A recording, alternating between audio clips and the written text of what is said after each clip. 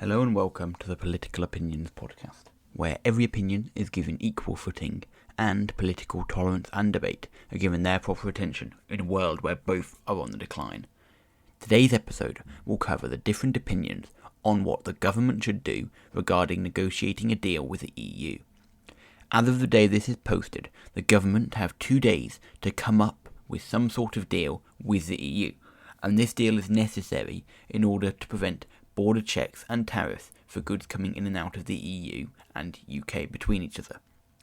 After a phone call and a dinner, Boris Johnson and the President of the EU Commission have been unable to come up with an agreement over 3 key issues, those being fishing rights, competition laws, and how to settle future disputes, and both sides remain adamant on their positions and have refused to budge. This has reignited disputes within the UK over how to deal with the EU and negotiate with them.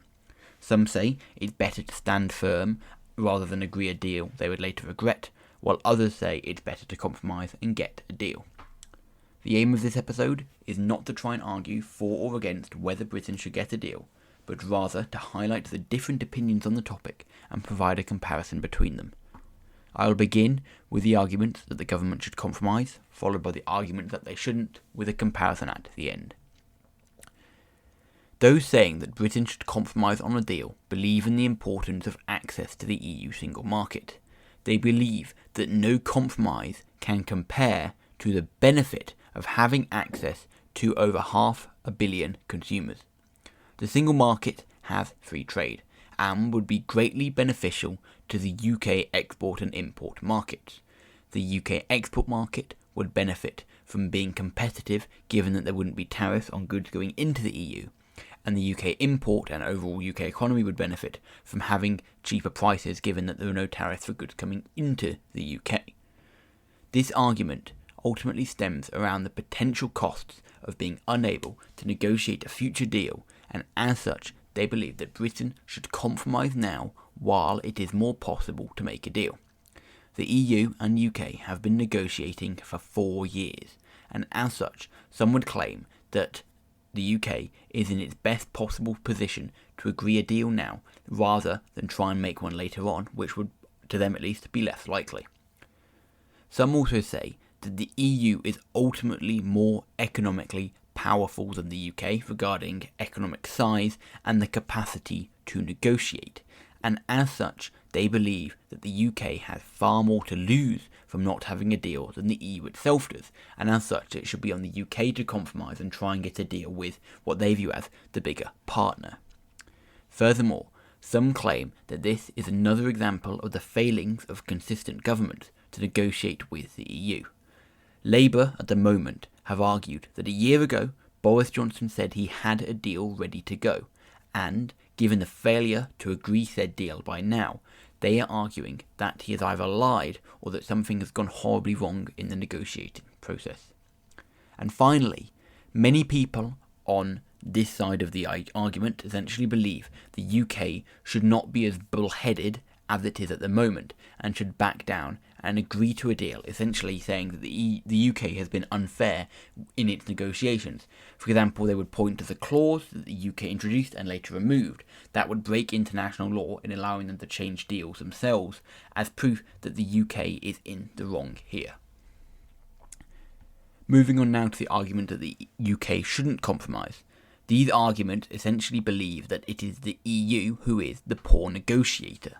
Many Conservative MPs and the government themselves have claimed that the EU has consistently introduced new topics and points which weren't agreed on earlier and have made negotiations extremely difficult.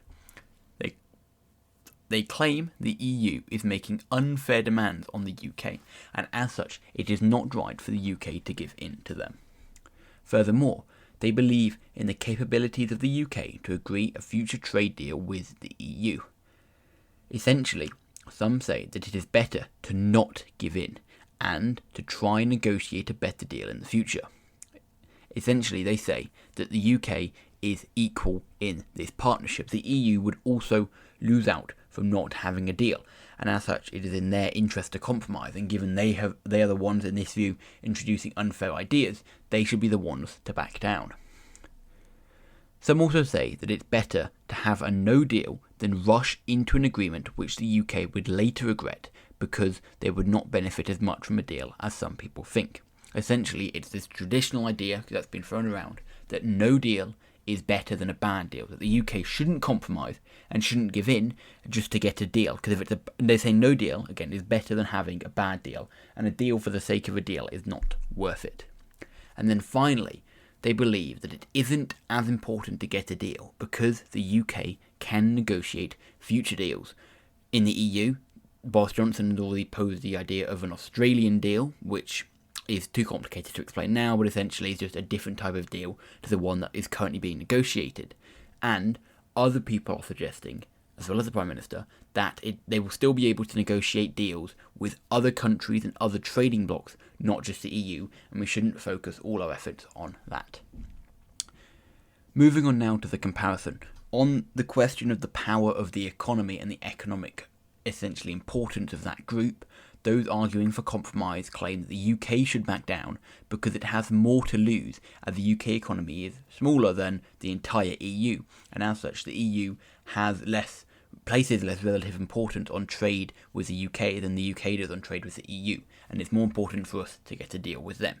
However, those on the other side would say that the EU should back down, as they have just as much, and some say even more, to lose, as the UK can be very competitive, can go elsewhere with its trade, and if they don't agree a deal, can cause many problems for the EU's economy in the future. Then on the question of which side is making unfair demands, those arguing for compromise say the UK is the one being unreasonable, and is overstepping its position as an equal partner in these negotiations by trying to push the EU into something they are unwilling, and have made clear they are unwilling, to go down.